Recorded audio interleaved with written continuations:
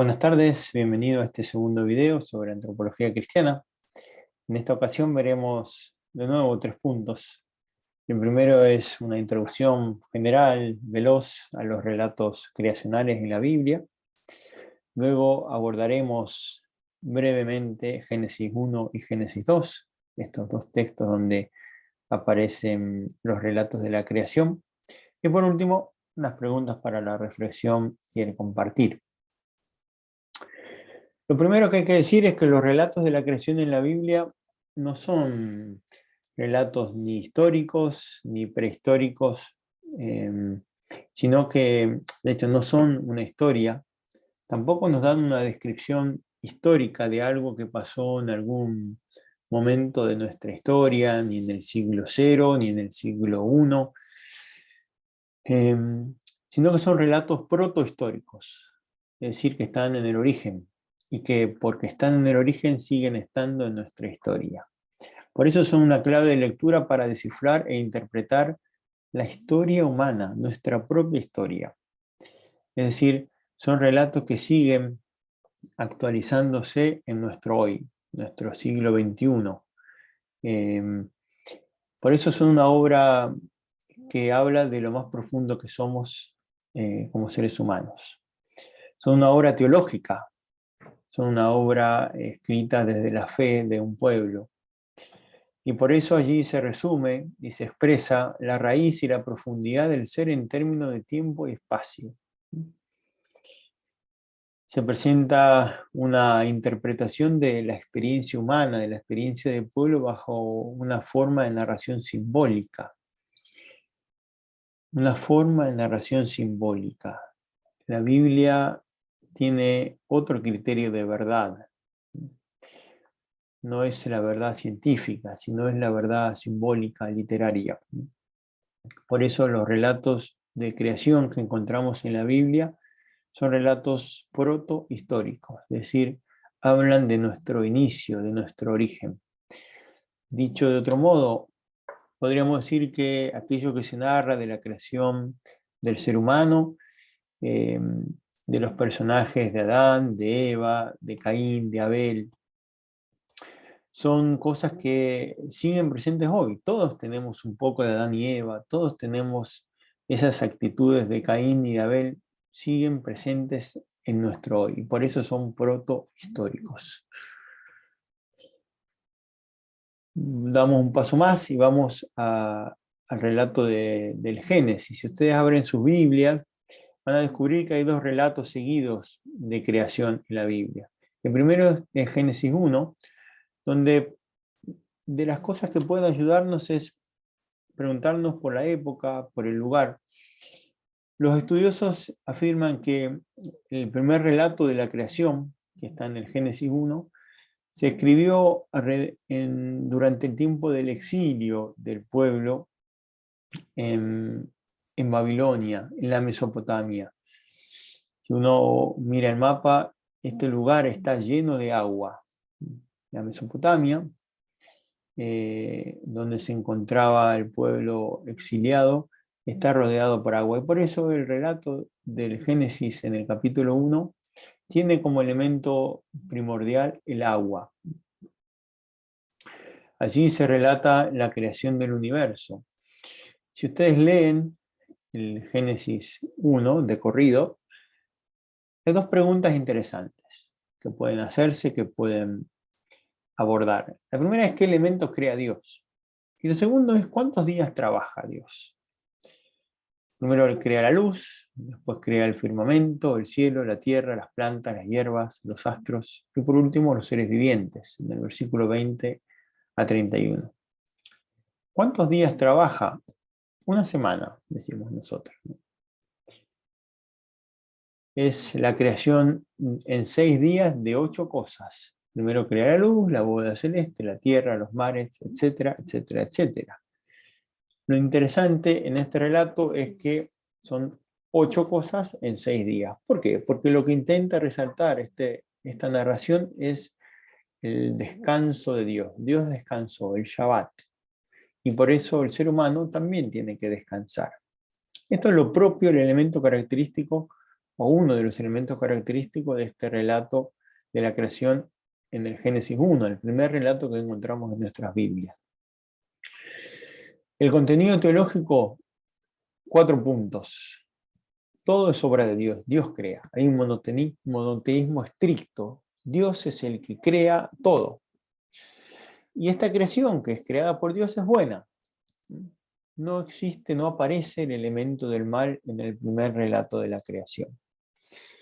Todo está centrado en la tierra, que es entregada al ser humano, y lo esencial aquí es la semejanza del ser humano con Dios. Esta semejanza que le permite al ser humano entablar un diálogo con Él. Todos los miembros de la humanidad poseen igualdad de derechos y dignidad, porque hay una semejanza con el Creador. La misión que se le da al ser humano es la de dominar, continuando así la tarea creadora de Dios. La dominación es, o el poder de dominar que Dios le concede al ser humano, es para continuar la obra creadora, la tarea creadora de Dios. Por eso el ser humano se convierte en co-creador en este sentido, de una colaboración con la obra creadora de Dios. Y por último el tema del tiempo, el tema del sábado, del descanso. Si pasamos al relato del Génesis 2, el segundo relato que tenemos, allí aparecen algunos elementos interesantes para resaltar. El primero dice, Génesis 2:4, aún no había en la tierra ningún arbusto del campo, ni había germinado ninguna planta del campo, porque Yahvé Dios no había hecho llover sobre la tierra. Fíjense que aquí el elemento es la falta de agua. Estamos en otro tiempo, otra época, y este relato no resalta la abundancia del agua, sino por el contrario, la escasez. Se habla que no había Adán. Pongo aquí el término hebreo a propósito. No, en sus Biblias seguramente no había hombre. Adán no es un nombre propio. Tampoco se refiere al hombre como el sexo masculino. Se refiere al ser humano. Por eso yo uso ser humano. Adán es el ser humano. Hombre y mujer. No había Adán, no estaba el ser humano para cultivarla. Pero subía de la tierra un vapor que regaba toda la superficie de la tierra. Entonces Yahvé Dios formó al ser humano del polvo. Sopló en su nariz aliento de vida y el ser humano, Adán, llegó a ser un ser viviente. El relato del Génesis 2 podemos ubicarlo en tiempo de la Palestina, durante el tiempo de la monarquía. La Palestina es un lugar desértico, donde no hay agua. Por eso el relato expresa, manifiesta esta falta de agua que era la que vivía el pueblo en el momento en que Génesis 2 es redactado, es escrito, es elaborado, durante el tiempo de la monarquía. Antes, siglo X, más o menos dicen. Lo pongo en signos de pregunta porque no hay una certeza acabada entre los estudiosos sobre esto, pero son pistas que nos pueden ayudar para ubicar el texto en su contexto. En este relato, en el Génesis 2, es donde se relata la creación de la primera pareja humana. Dice Génesis 2, de los versículos 4 al 5, en el día del hacer Yahvé Dios, la tierra y el cielo, así podríamos traducir de modo literal, no había aún en la tierra arbusto alguno del campo, y ninguna hierba del campo había germinado, pues Yahvé Dios no había hecho llover sobre la tierra, no había ser humano para trabajar la tierra. Yahvé Dios, ser humano, la tierra, Adamá. Adán, Adamá. Hay un juego de palabras. El hombre, el ser humano, es el que sale, que tiene un vínculo estrecho con la tierra, Adamá.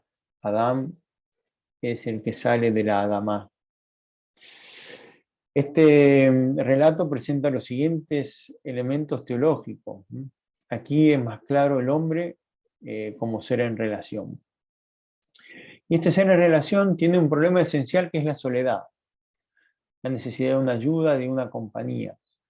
Es interesante que el relato del Génesis 2 presenta la necesidad, la carencia o la la necesidad que tiene el ser humano de una ayuda que ni siquiera Dios, porque Dios estaba ahí, sin embargo no encontraba una ayuda adecuada. Y por eso aparece la mujer. La mujer que surge del interior del ser humano. En síntesis, podemos decir que Génesis 1 describe la creación del universo. Aquí Dios crea los elementos esenciales, la luz, las tinieblas, el cielo, la tierra. La vegetación sirve de alimento a todos los seres vivientes. Aquí son vegetarianos, podríamos decir hoy. El ser humano se alimenta de la vegetación. Y toda la creación está bien. Estos son los elementos del primer relato del Génesis. El segundo relato del Génesis describe la creación de la humanidad y de las condiciones de vida en la tierra. Distinto. Por eso son dos relatos que se complementan. Génesis 1, Génesis 2. En el Génesis 2, la tierra está necesita para su cultivo al ser humano. La fertilidad depende del agua, un agua que carece, que no hay. Y los árboles proporcionarán el alimento al hombre que ni siquiera puede vivir sin compañía.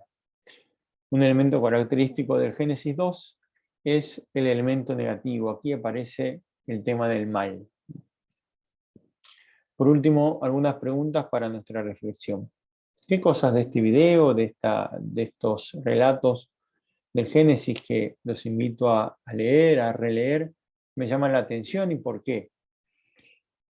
De lo visto, ¿qué me parece más importante? ¿Qué rescato? ¿Qué elementos creo que habría que profundizar, que habría que retomar? Muchas gracias.